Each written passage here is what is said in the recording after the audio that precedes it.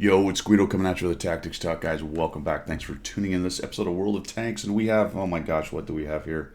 We have a 279 early. Me in a 279 early. I won't say it's my 279 early because I'm on my Sheriff account. There's been a lot of discussion lately about OP tanks. And in particular in the CC channel, we've talked about it quite a bit.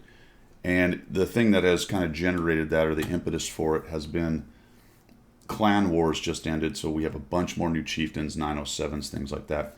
This is obviously not a Clan Wars tank. It's something that you get out of the second campaign.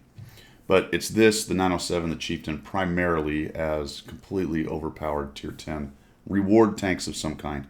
So whether you get them from Clan Wars or from doing the missions. The Clan Wars is kind of a subset. You have to do Clan Wars to do that. Anyone can get to this. But my point with this video is these three tanks are completely overtuned, which I thought was a great word, or a great way to label it, that one of the CCs said while we were having our discussion, as opposed to saying, oh, it's just plain old overpowered, which I think still applies to these three in particular, this one and the chieftain and the 907. But overtuned is maybe not so much red meat thrown out there for people to argue about, because I don't think anyone can argue that they're not overtuned. I say they're overpowered because they're really good at tier and they're completely dominant against lower tiers. That to me equals overpowered.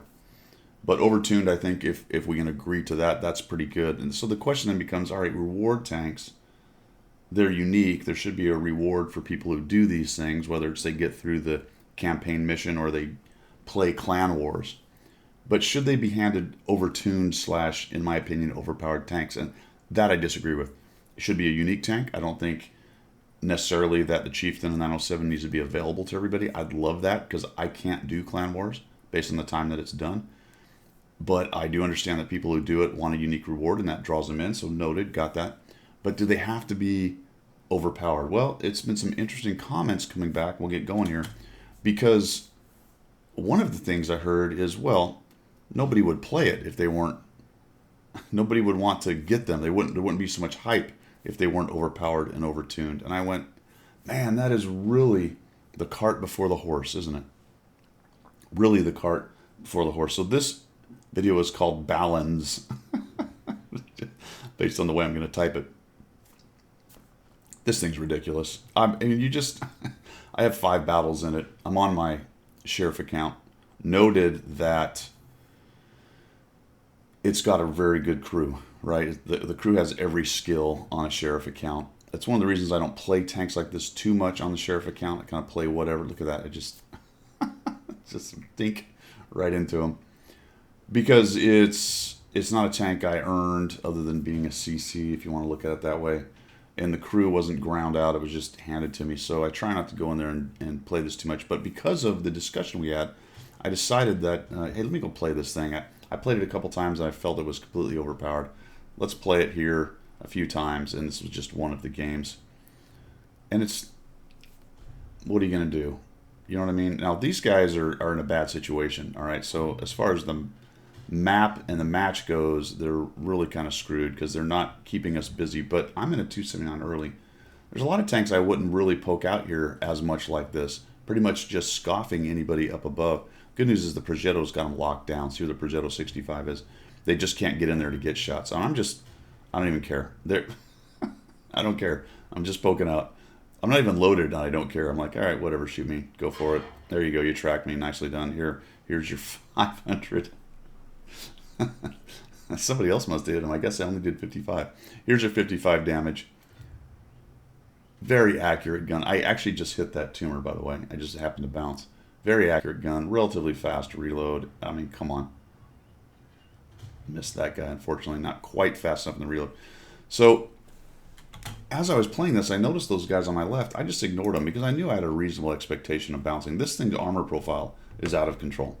One of the things that makes it so completely ridiculously overpowered. There is no lower hull. Look at that. Right? So there's just isn't a lower plate. It's a flat. Look at that. You can see straight through it. There's just nothing there. That's all angled. Anything on the side is super angled. The front is a near perfect profile for side scraping or straight on, either one, because it's so angled and there's no real weak angles to go at, no flat plates. The turret is perfectly round. It's insane. I mean, it's completely insane. Just poke out here. I don't know. Oh, yeah, do I get him? I don't know. Ah, of course I can snipe a hatch with a heavy. Of course. Why not? Why wouldn't somebody who went through the campaign, why would they not deserve something like this that can do these things? It just, you know, they worked hard, so they should have something that completely wrecks gameplay. That's good. That seems reasonable to me, I guess, and that's my sarcasm. Holy cow, I missed. Send it back. It's a terrible tank. Why would they give me a tank that misses like that? That's crazy. So we're just kind of wandering around, driving out in the open, not worrying about anything. I'm just going to come over here and go, okay, yeah, you're a 705. I don't care. I do not care. I'm just going to go by it here. Whatever. Yep.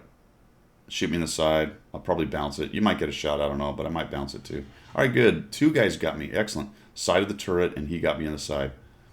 Boom. There's another one for you. I don't know why my buddy back there, those two could not kill that 705. He lasts forever.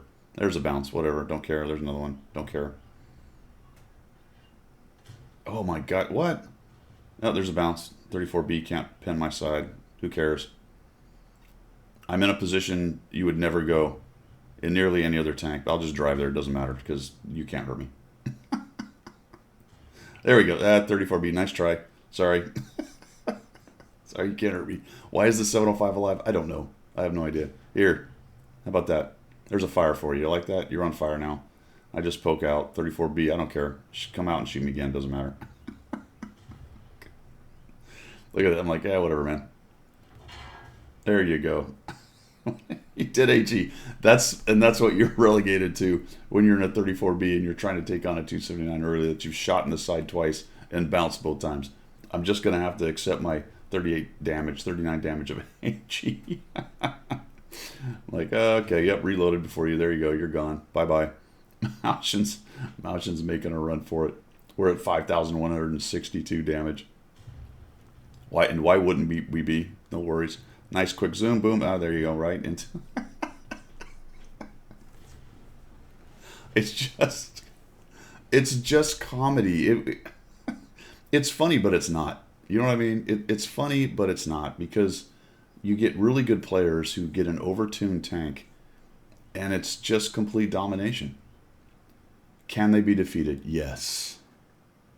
The old saw. You just have to know how to fight them. What? How you fight them is you get 3 or 4 tanks around them and you shoot them in the back and the side and you remove their friends. But if you don't remove their friends and you can't get around them, you don't fight them. You lose. I just love that. You have to know how to fight them. I don't have any trouble fighting them. Oh, okay. I bet that's a lie, for one thing. Everyone has trouble fighting them because they're completely overpowered. I'm just going to have a drink of coffee while we watch the rest of this go down. All right, so it wasn't a pure tier 10 battle. Noted. The enemy team wasn't great. Noted. But I'm able to do things in this tank that you can't do with really many other, if any, tanks. And the amount of disregard that you can have for the typical things that beat other tanks is unbelievable. You really can take big chances. And if you're very careful with this, it's incredibly effective. But the fact that you can more or less just W into and pass people, it's just fantastic. Oh man, there's a 130. He's dying wholesale.